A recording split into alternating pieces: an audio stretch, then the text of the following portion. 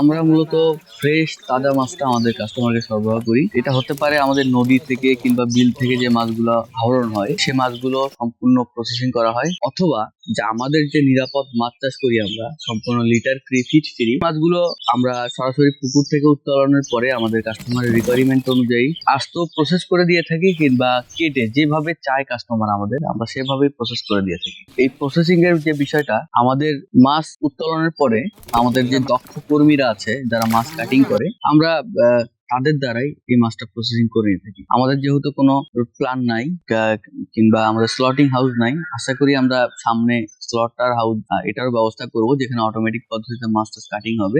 আপাতত আমরা যেহেতু আমাদের গাইবান্ধায় আমি গাইবান্ধা কেন্দ্রিক বিষয়টা নিয়ে চিন্তা করি কেন, যে আমার কাছে অনেক অপরচুনিটি আছে, অনেক ভালো অপরচুনিটি আছে, তবু আমি গাইবান্ধা মানুষকে ভালোবাসি, আমি আমার জন্মভূমিকে ভালোবাসি, যার কারণে আমার চেষ্টা বা আমার ইচ্ছা যে গাইবান্ধায় মানুষকে কিভাবে নিরাপদ খাদ্য দেওয়া। এটা চাইলে আমরা অনেক জায়গায় করতে পারি, আমাদের ঢাকায়ও সুযোগ আছে, কিন্তু আমি চাই যে গাইবান্ধার মানুষকে ভালো কিভাবে খাওয়ানো যায়, বা আমি যেটা ভালো খাই সেটা যেন সবাই খায়। এখানে শুধু ব্যবসাটা আমাদের প্রফিটের উদ্দেশ্যে না, আমরা মানুষের স্বাস্থ্য সচেতনতা নিয়ে কাজ করছি, আমরা একটা নিরাপদ আন্দোলন করছি, যে আন্দোলনের সাক্ষী হিসাবে আমরা আমাদের প্রতিটি কার্য পরিচালনা করে থাকি। এখানে আমাদের অনেক কাস্টমার আছে যারা শুধু আস্ত মাছ নিয়ে থাকে প্রসেসিং ছাড়া, আবার কেউ কেউ আছে যে মাছ কেটে নিয়ে থাকে। আমরা একবারে রেডি টু কুক, অর্থাৎ রান্নার উপযুক্ত করে, রান্নার আগ মুহূর্তে যেভাবে, মানে আমাদের এখান থেকে মাছ নিয়ে যাওয়ার পরে একবার ধোয়ারও প্রয়োজন নেই, আমরা যেভাবে ধুয়ে দেবো একবার ধোয়ারও প্রয়োজন নেই, জাস্ট আপনার প্রয়োজন মতো ইনগ্রিডিয়েন্টস ব্যবহার করে রান্না করতে পারবেন। আগে আমরা কি দেখেছিলাম যে আমার যদিও গ্রামের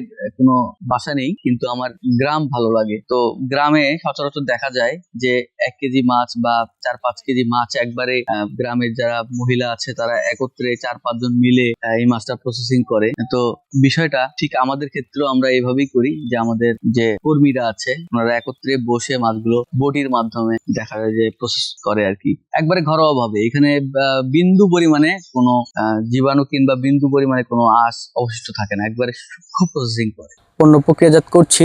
মোটামুটি আশা করা যায় যে আমরা সামনে লাভবান হব। আরও মূলত এখানে পাঙ্গাস মাছের চাহিদা আছে, সব মাছেরই মোটামুটি চাহিদা আছে। আর এগুলো যেহেতু খাদ্যাভ্যাসটা সম্পূর্ণ প্রাকৃতিকভাবে, বলা চলে যে নদীর মাছের যেরকম স্বাদ আমাদের পুকুরের মাছেরও ঠিক এরকম স্বাদই পাবে। প্রক্রিয়াজাত খাদ্যপণ্যটা আমাদের জন্য কেন প্রয়োজন? আমরা যে সকল খাদ্য উৎপাদন করি সে সকল খাদ্য যদি আমরা প্রক্রিয়া করে সরাসরি আমাদের ভোক্তার কাছে পৌঁছে দিতে পারি, তাহলে আমাদের আলাদা করে বাজারজাত করতে হবে না, আলাদা করে তৃতীয় কোনো মাধ্যমে সে খাবারগুলো দিতে হবে না, আমরা সরাসরি উৎপাদন স্কেল থেকে কাস্টমারের দোরগোড়ায় পৌঁছে দিতে পারছি আর কি। বাজারে যে সকল পাঙ্গাস মূলত বাণিজ্যিকভাবে পাওয়া যায়, এগুলোতে মুরগির বিষ্ঠা, তারপরে নাড়ি ভুড়ি, এগুলো দিয়ে আসলে প্রস্তুত করা হয়, যার কারণে পাঙ্গাসে দেখবেন একটা স্মেল হয়, বাজে একটা স্মেল, এটা সবাই খেতে পারে না। কিন্তু আমরা যেভাবে পাঙ্গাসটা উৎপাদন করছি এটা সম্পূর্ণ গন্ধমুক্ত, সুস্বাদু এবং সেই সাথে প্রোটিন সমৃদ্ধ। পাঙ্গাস কিন্তু গরিবের মাছ যদিও বলা হয়, কিন্তু পাঙ্গাস কিন্তু অত্যন্ত পুষ্টিবর্ধক একটি মাছ, এটা সবাই পছন্দ করে না। আবার আমাদের পুকুরের পাঙ্গাস এখন পর্যন্ত আমরা যাদের কাছে আমাদের কাস্টমারের ফিডব্যাক নিয়েছি, মোটামুটি আলহামদুলিল্লাহ যারা পাঙ্গাস খেতে পারে না তাদের কাছেও এটা বেশ ভালো লাগে আর কি।